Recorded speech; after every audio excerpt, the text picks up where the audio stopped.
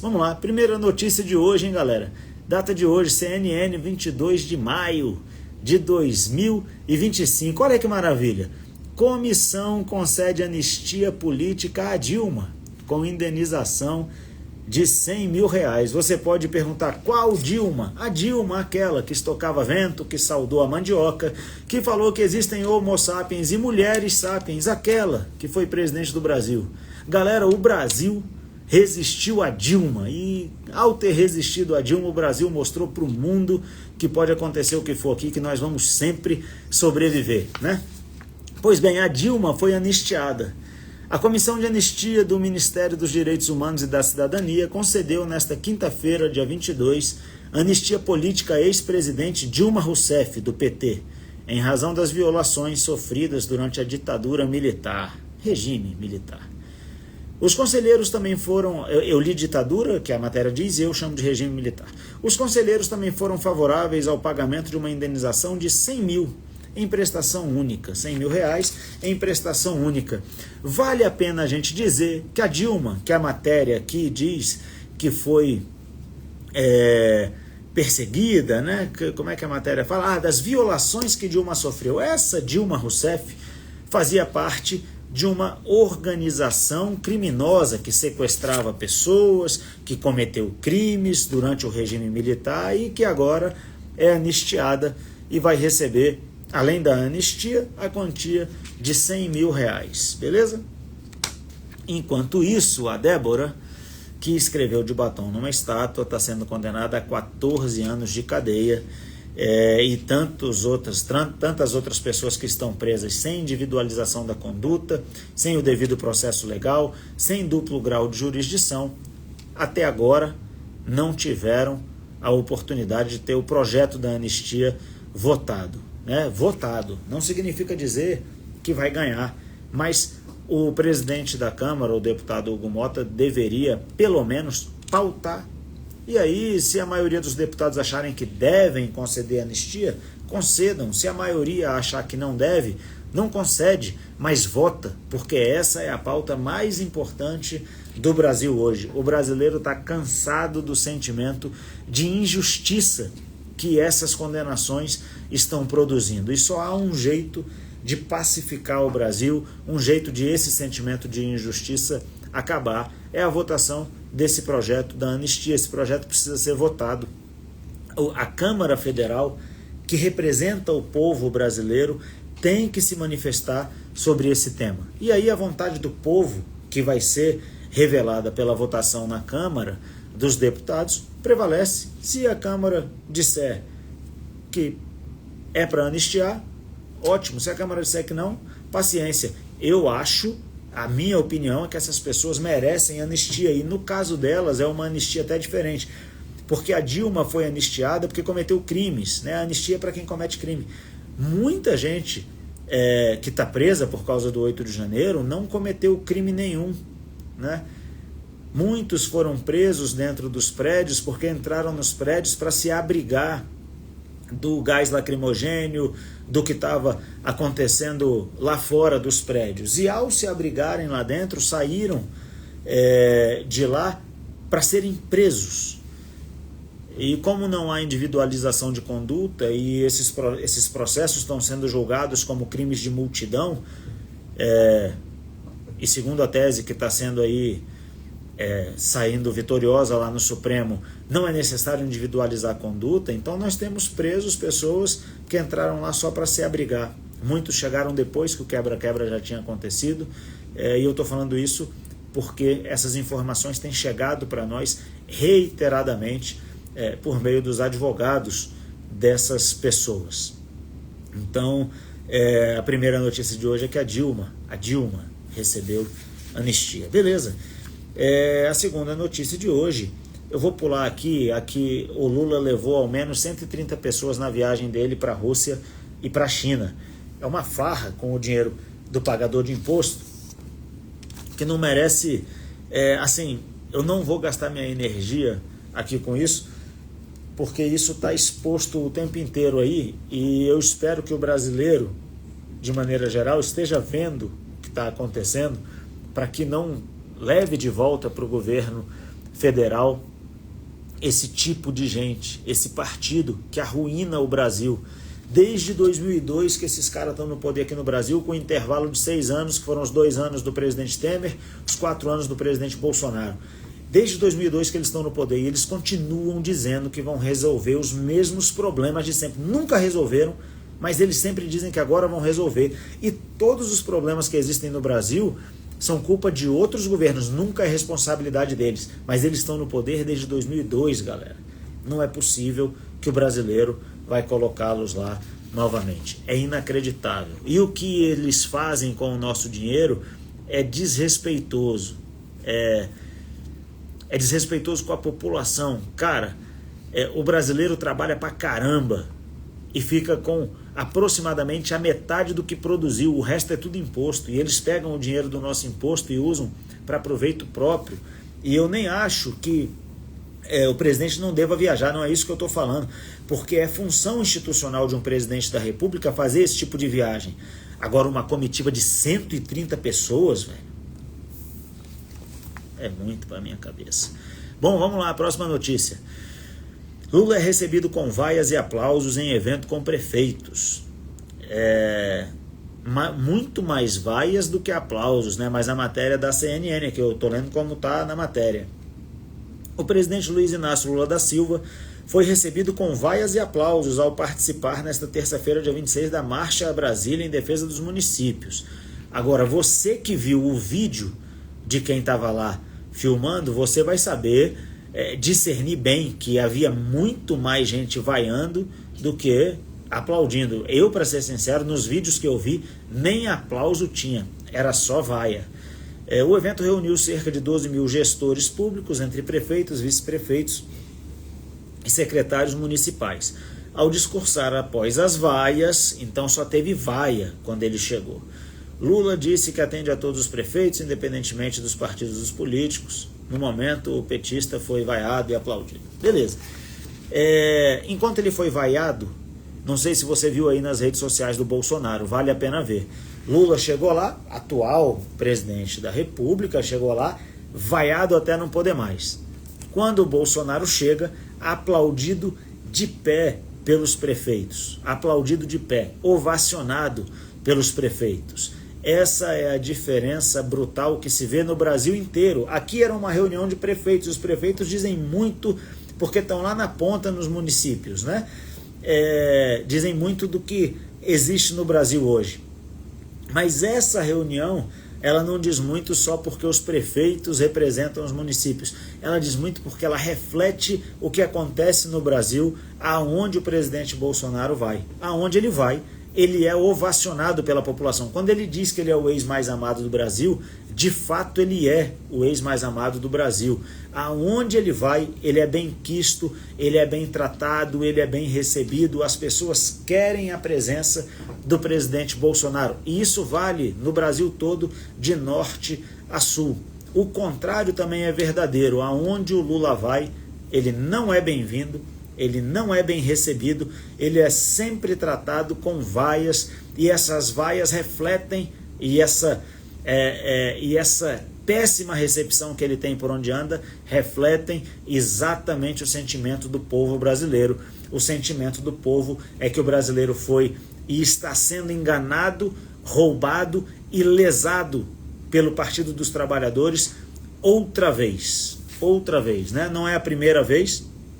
Mensalão, petrolão, agora o aposentão, imposto a todo lado. Agora os caras vão aumentar o IOF outra vez. Essa deve ser uma das matérias aqui que eu vou comentar com vocês.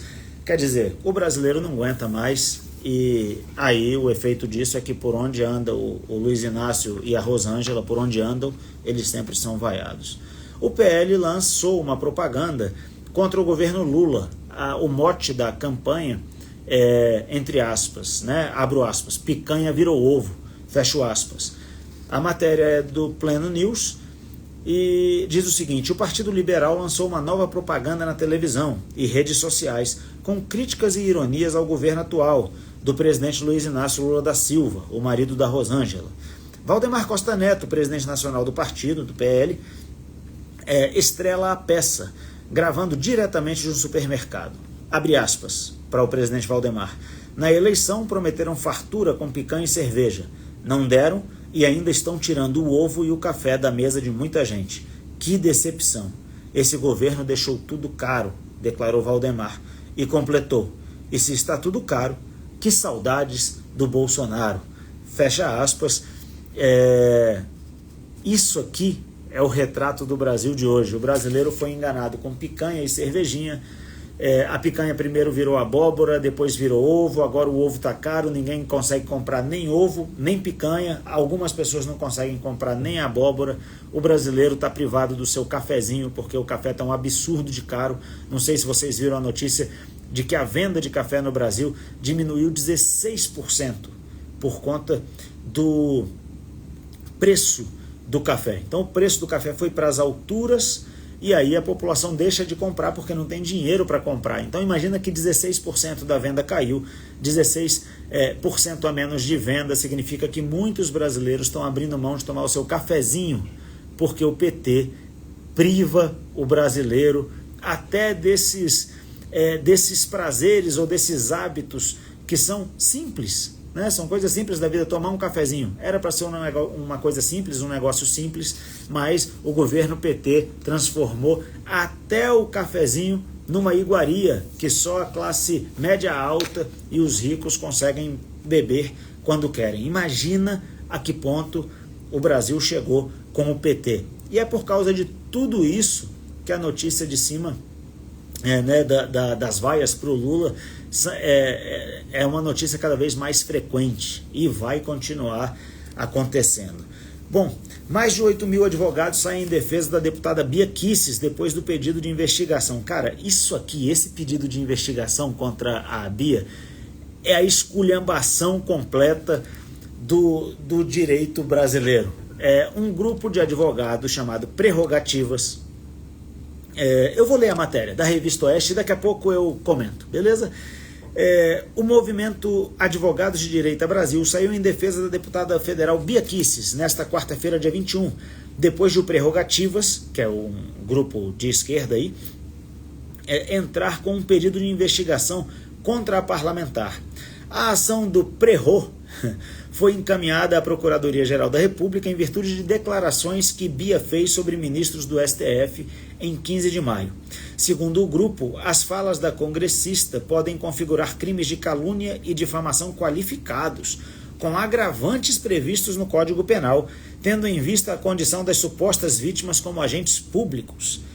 Abre aspas, por trás da retórica jurídica de combate ao discurso de ódio e da alegação artificial de crimes inexistentes, esconde-se a velha e conhecida face da censura política, fecha aspas, afirmou o movimento conservador em nota obtida em primeira mão por Oeste, a matéria da Revista Oeste.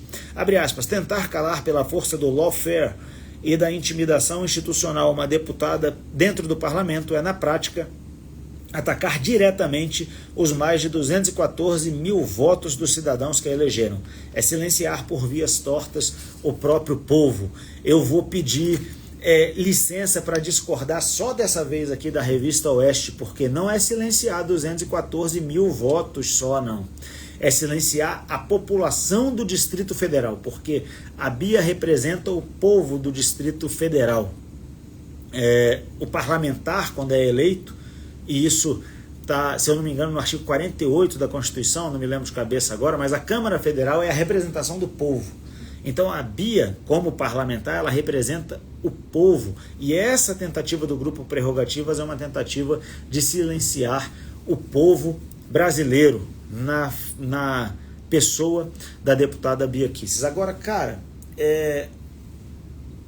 esse grupo Prerrogativas, olha só, o artigo 53 da Constituição Federal diz que o parlamentar ele tem imunidade por quaisquer palavras, votos e opiniões. Quaisquer palavras. Quando o grupo Prerrogativas aciona a PGR porque a deputada falou alguma coisa, e diz aqui, eu estou tentando achar aqui na matéria, e diz que as falas da congressista podem configurar crimes de calúnia e difamação qualificados. Isso aqui é um absurdo completo, gente. A deputada, ela tem imunidade, ela é inviolável por quaisquer das suas palavras, votos e opinião. Dizer que qualquer coisa que ela tenha dito pode configurar crime é acabar com o significado da palavra quaisquer e da palavra inviolável.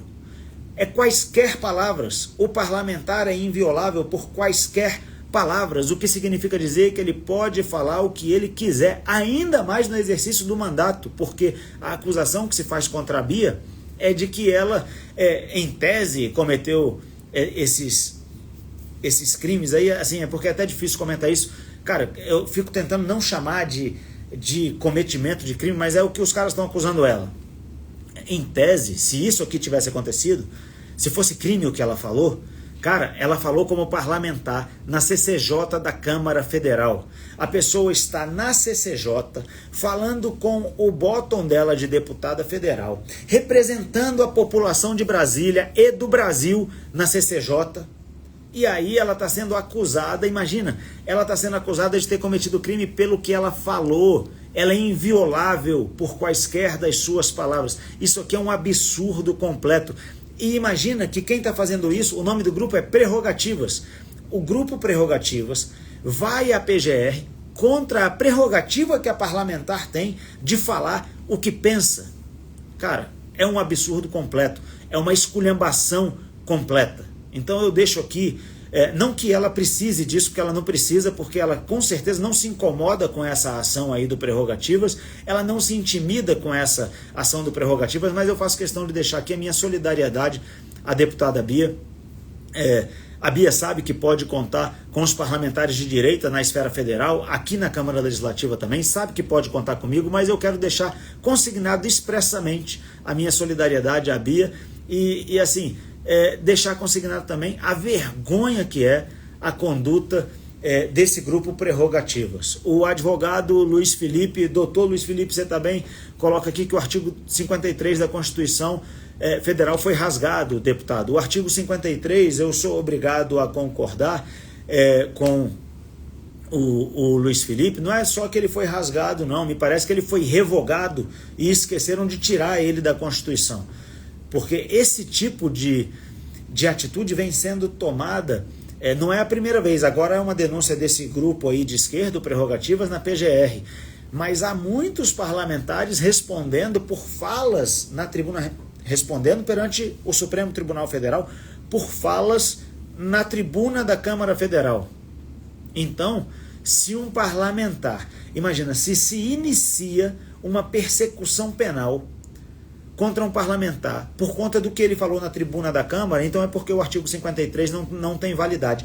E o que mais me preocupa é que nós vemos figuras, ministros do Supremo Tribunal Federal, falando que a imunidade parlamentar é relativa, não é relativa.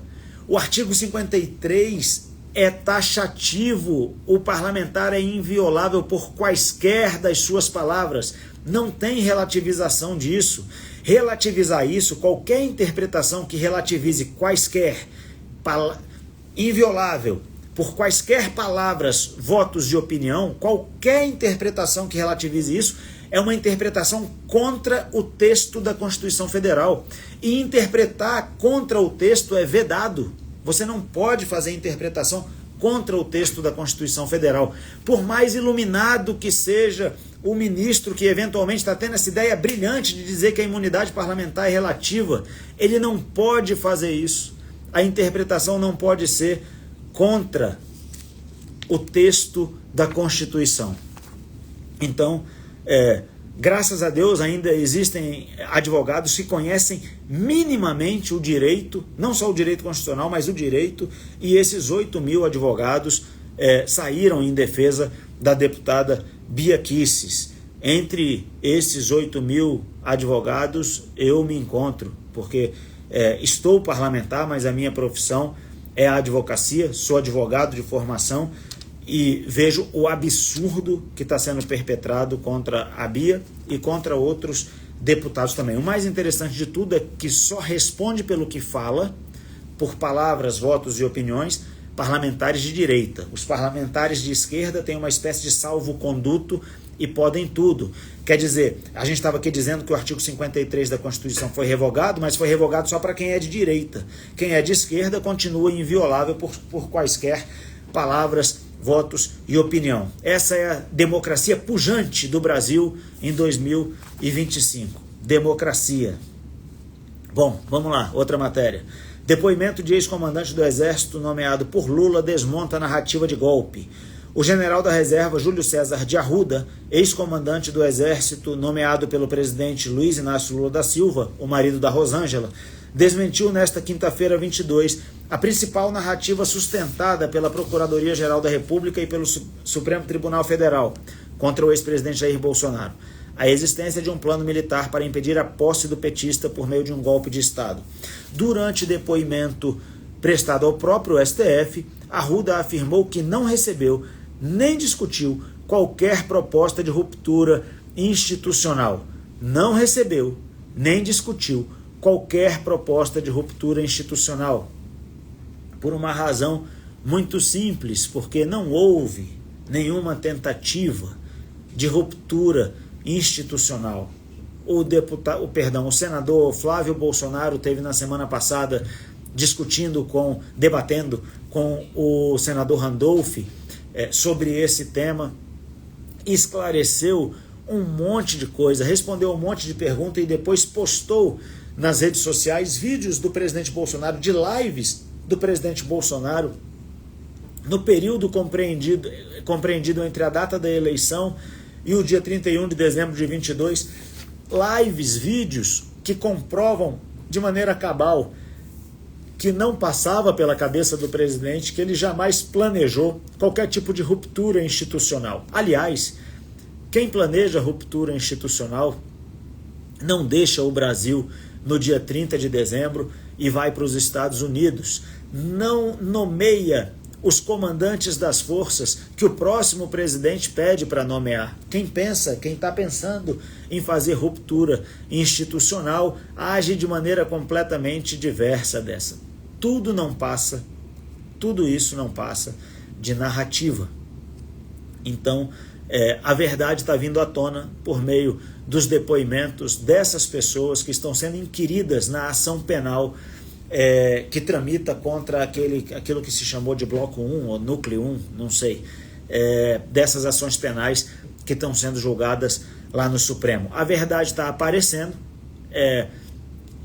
Infelizmente, nem todos os veículos de comunicação tornam isso público, tornam esses depoimentos públicos, mas pouco a pouco a população vai tomando conhecimento das respostas que essas pessoas levaram ao Supremo Tribunal Federal por ocasião da sua inquisição. Meu amigo Coronel Ferrari, boa tarde, meu irmão, tamo junto. Outra notícia, também vinculada ao 8 de janeiro, ex-colegas de Mauro Cid dizem que desconheciam planos de golpe dos atos de 8 de janeiro. Matéria da Gazeta do Povo. Ex-colegas do coronel Mauro Cid, ex-ajudante de ordens do ex-presidente Jair Bolsonaro, afirmaram nesta quinta 22 no Supremo Tribunal Federal que desconheciam qualquer plano de golpe de Estado, de atos para impedir a posse do presidente Luiz Inácio Lula da Silva, o marido da Rosângela, ou de atrapalhar a presidência da República ou no Exército. Alguns deles, amigos próximos, prestaram depoimento no processo em que o coronel é acusado por tentativa de golpe, organização criminosa, dano ao patrimônio e outros delitos ao lado de Bolsonaro e outros réus. Então essas pessoas que são ali do convívio do coronel Mauro Cid foram lá depor. O Auxiliano me dá parabéns pelo trabalho, tamo junto. Foram lá depor no Supremo Tribunal Federal, obrigado pelo elogio, viu, Auxiliano? E disseram que não sabiam de nada, que nunca ouviram falar de golpe, de tentativa de ruptura institucional. São os depoimentos que estão sendo colhidos. Então, eu tenho dito isso desde a CPI que apurou os atos do dia 8 de janeiro.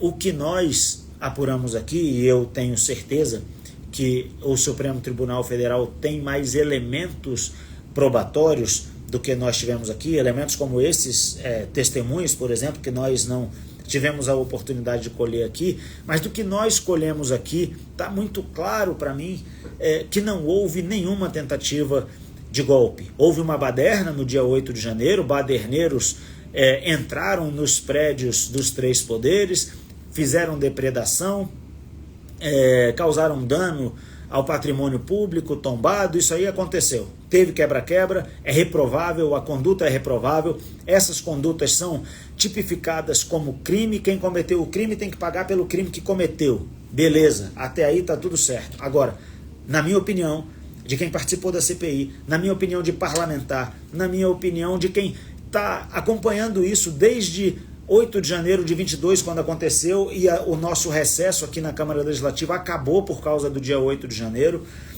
Nós precisamos voltar de imediato ao trabalho, então a gente acompanha isso desde o dia que aconteceu. Não houve tentativa de golpe de Estado. Esse caminho que se faz desde 2021, de julho de 2021, se a minha memória não está me traindo, até o dia 8 de janeiro, é um caminho que não existe. Esse caminho, né, até a consumação, a suposta consumação lá do quebra-quebra e do que eles chamam de golpe de Estado, esse caminho não aconteceu. E ainda que se queira fazer uma vinculação dos acampamentos na frente dos quartéis generais com o dia 8 de janeiro, e esse é o caminho, segundo consta lá, o caminho passa pelos quartéis generais, pelas manifestações na frente dos quartéis e culmina com o 8 de janeiro.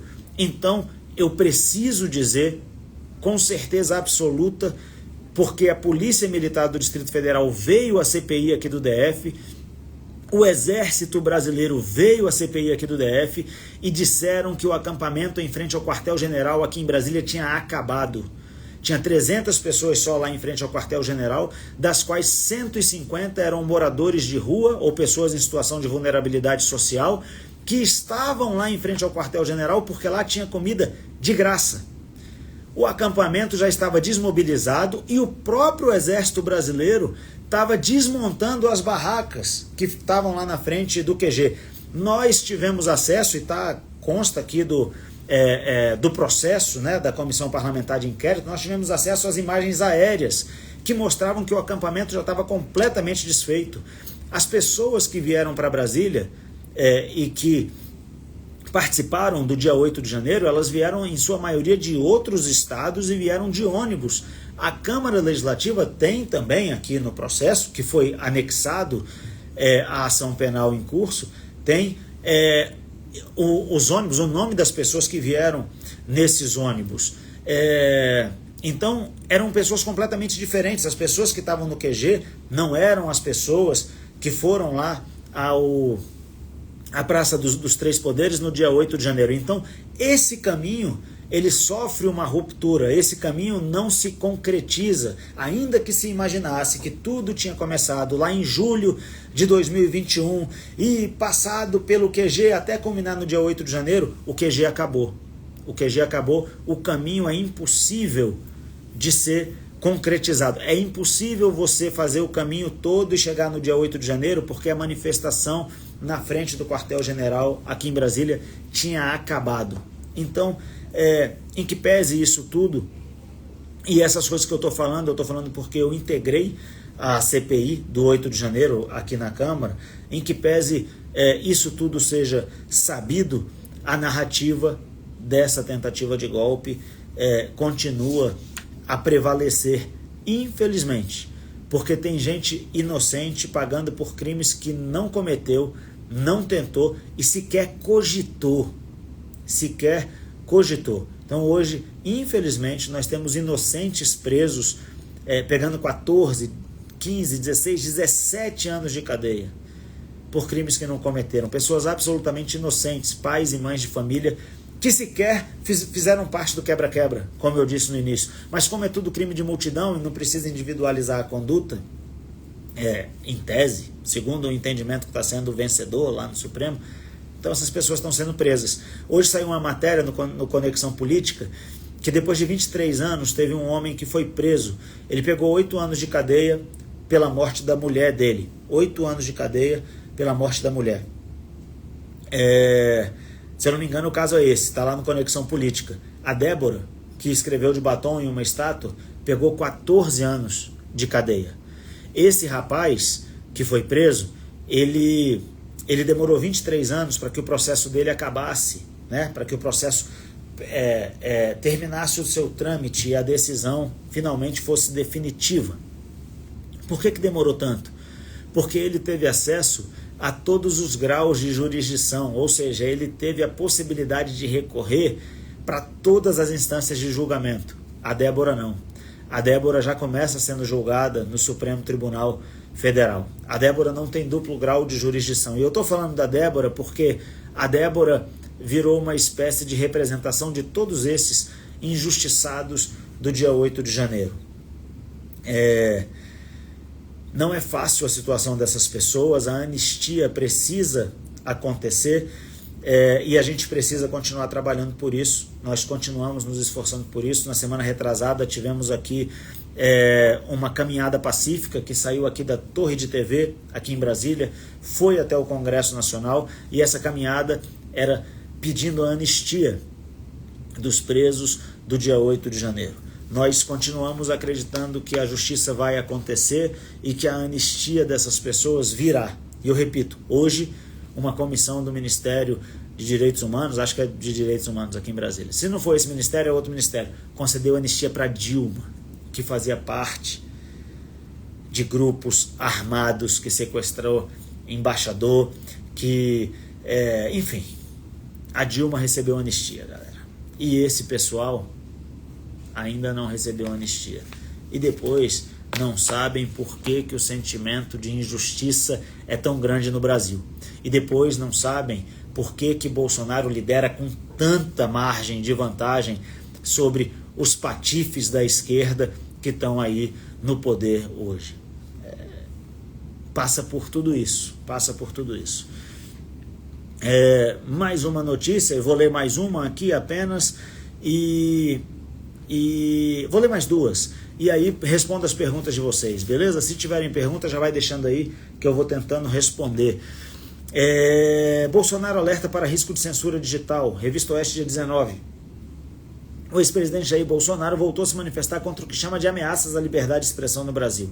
Em mensagem publicada na manhã desta segunda-feira, dia 19, na rede social X, ele afirmou ver um esforço cristalinamente claro para silenciar vozes que contrariam o sistema. Nesse sentido, criticou propostas de regulação de conteúdos digitais. Acredito profundamente na importância da liberdade, e no dever de alertar a população sobre os riscos do avanço de certas agendas ideológicas, fecha aspas, escreveu o presidente.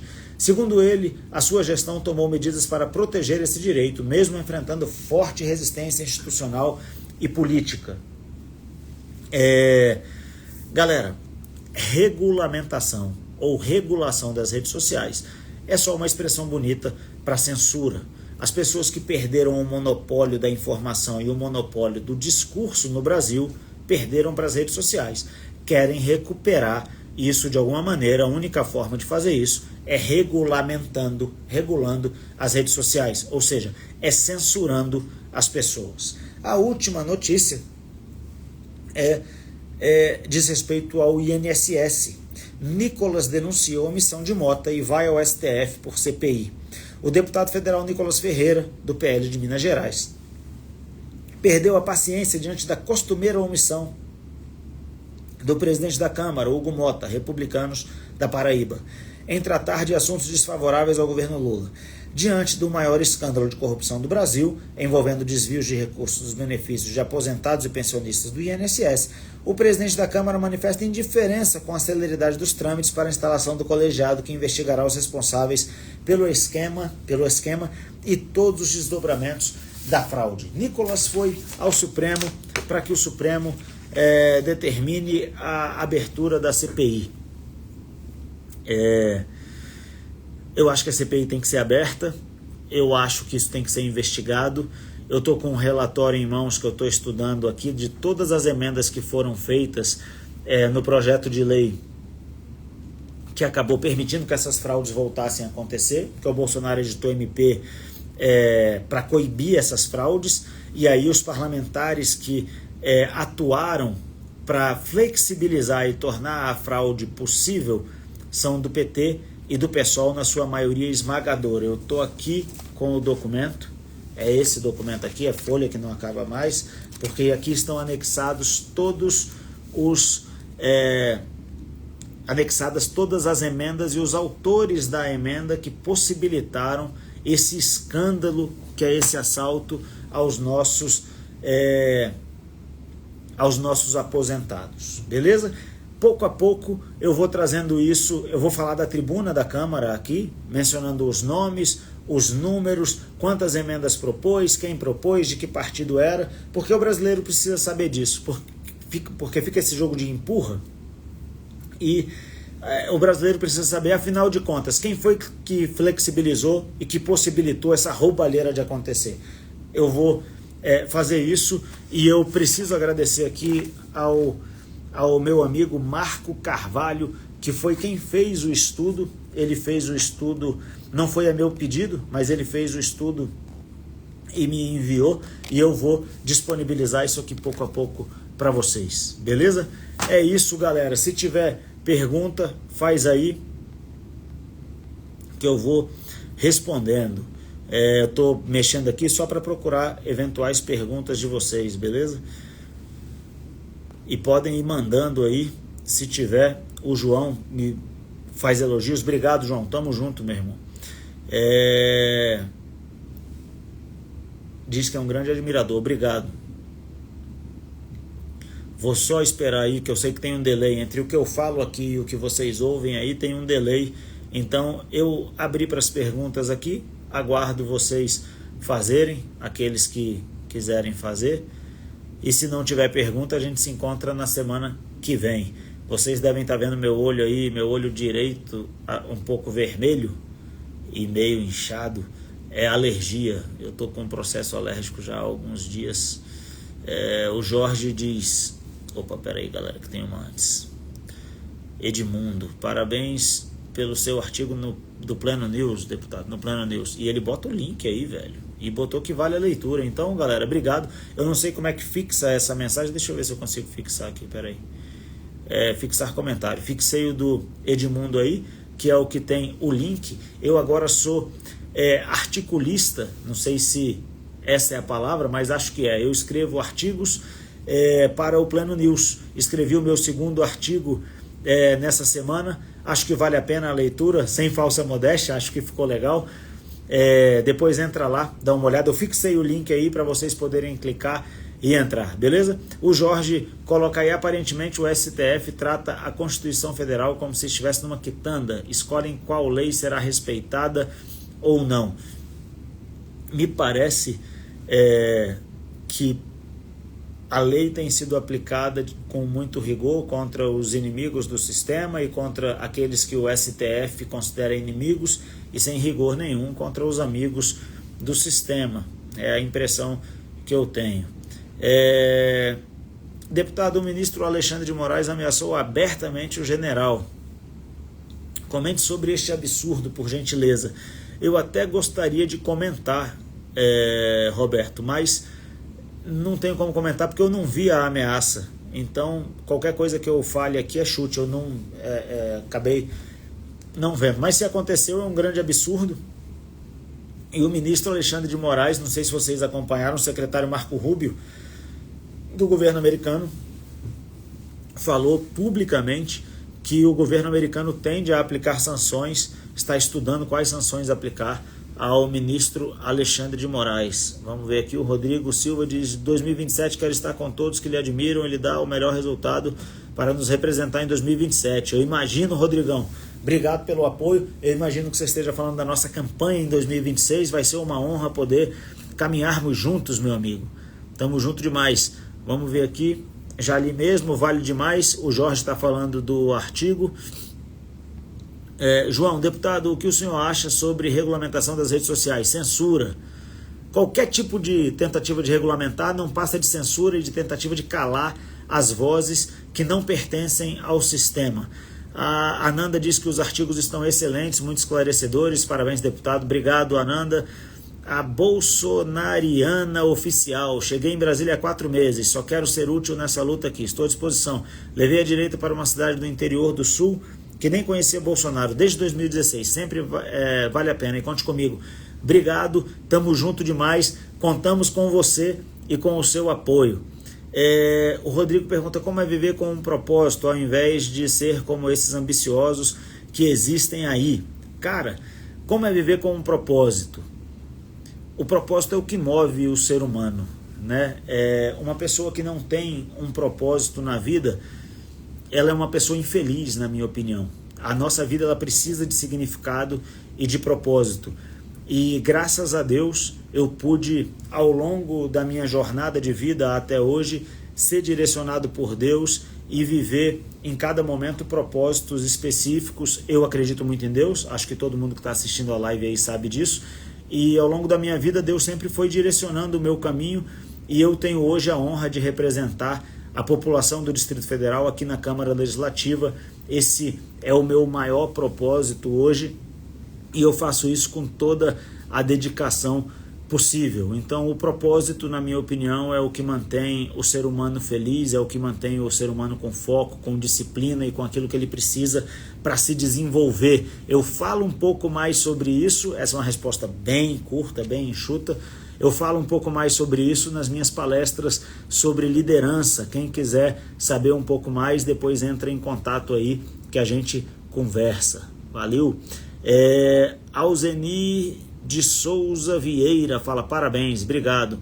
Moisés Moreno diz parabéns pelo seu trabalho, deputado, conte comigo. Valeu, Moisés, estamos junto, meu irmão. Moisés eu conheço de muitos anos. Artemis Jean, deputado Thiago, na minha opinião, acho que os ladrões do INSS é para serem presos e não fazer CPI.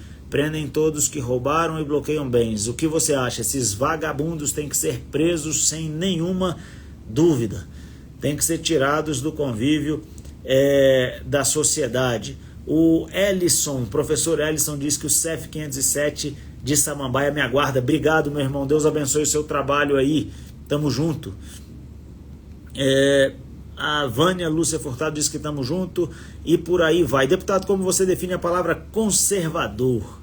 Essa é uma pergunta, meu amigo, que vale muito a pena responder. Seria uma resposta extensa. O conservadorismo não é uma ideologia, é um estilo de vida, é aquilo que nós acreditamos. No nosso caso da civilização ocidental, o conservadorismo acredita que nós precisamos manter o tripé que fundou a civilização ocidental.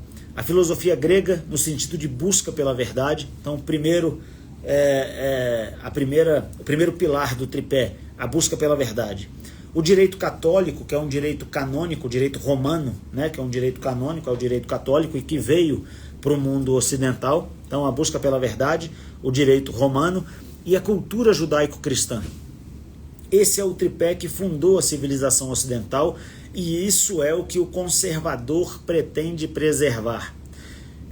Eu poderia ficar aqui um tempão falando sobre isso, mas isso pode ser assunto também de um debate só sobre esse tema e a gente pode fazer uma live, se vocês toparem aí, só sobre conservadorismo.